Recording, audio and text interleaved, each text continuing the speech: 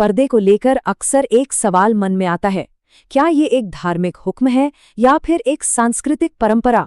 तो चलिए आज इसी पेचीदा सवाल की तह तक जाने की कोशिश करते हैं।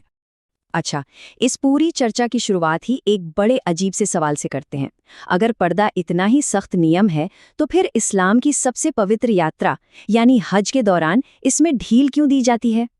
अब ये जो विरोधाभास है ना, ये सिर्फ एक सवाल नहीं है, बल्कि यही हमें इस मसले के गहरे सिद्धांतों को समझने का पहला सुराग देता है। यहाँ पर पवित्रता को, मतलब प्योरिटी को, प्रोटोकॉल से ऊपर रखा गया है। आइए देखते हैं कैसे।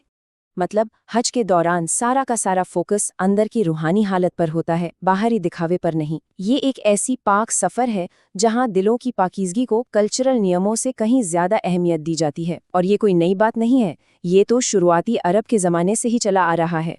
तो सवाल ये उठता है कि अगर हज का उदाहरण हमें बताता है कि मामला सिर्फ चेहरे के पर्दे का नहीं है, तो फिर असल में इसके बुनियादी सिद्धांत क्या हैं? कुरान इस बारे में हमें 3 मुख्य सिद्धांतों की नींव देता है। अब देखिए, सोर्स के मुताबिक कुरान में शालीनता का जो जिक्र है वो 3 स्टेप्स में आता है। और इसकी शुरुआत पता है कहाँ से होती है? बाहर से नहीं, अंदर से। सबसे पहला स्टेप है अपनी निगाहें नीची रखना। दूसरा, अपने गुप्तांगों को ढकना। और फिर तीसरा और आखिरी स्टेप है ऐसे कपड़े पहनना जो दिखावटी ना हो। तो मतलब साफ है ना, कि इन सारे सिद्धांतों का असल मकसद समाज में एक दूसरे के लिए इज्जत और एक खूबसूरती पैदा करना है, न कि मुश्किलें खड़ी करना। अब यहाँ एक बड़ा सवाल उठता है, अगर बुनियादी सिद्धांत इतने साफ हैं तो फिर इतनी उलझन क्यों है?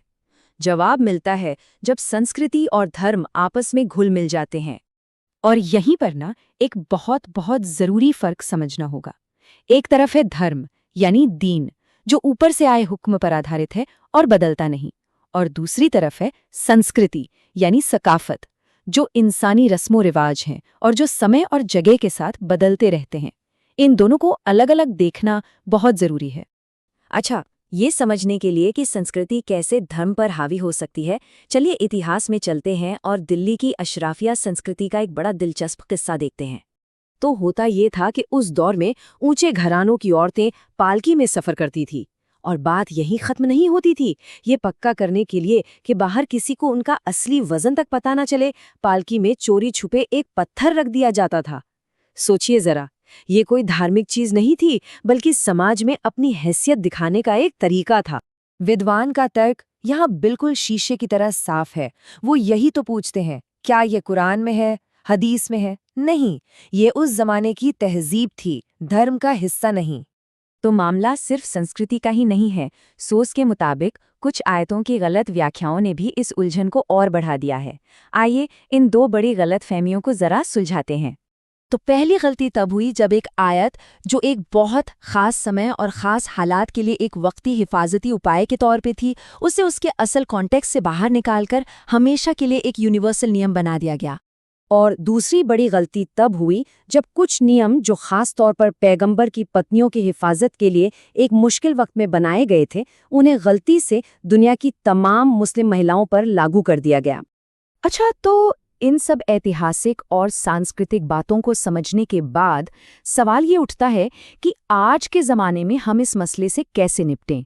और ये हमें एक बहुत ही प्रैक्टिकल मुश्किल पर ले आता है, जहाँ शिक्षा मजबूरी से टकराती है। ये एक असली दुनिया की परेशानी है ना? एक तरफ तो कॉलेज या इंस्टीट्यूट की ज़रूरतें हैं और दूसरी तरफ किसी की अपनी धार्मिक मान्यताओं पर अमल करने की आज़ादी। तो फिर दोनों के बीच एक बैलेंस कैसे बनाया जाए? यहाँ विद्वान का जवाब इस बात पर जोर देता है कि आगे का रास्ता जोर ज़बरदस्ती का नहीं है, बल्कि इज्जत के साथ बातचीत करने और तालीम देने का है। तो फिर आगे का रास्ता क्या है? ये स्लाइड हमें एक तरीका बताती है जो ज़बरदस्ती पर नहीं, बल्कि समझ और इज्जत पर आधारित है। मतलब साफ दलीलों के साथ और नरमी से लोगों को एजुकेट करे, इस बात की इज्जत करे कि दूसरों की राय अलग हो सकती है, और बिना किसी भेदभाव के हर नज़रिए को पढ़ने समझने के लिए बढ़ावा दें। तो आखिर में ये मसला सिर्फ पहनावे का नहीं रह जाता, ये हमें एक ज़्यादा बड़ा सवाल सोचने पर मजबूर करता है।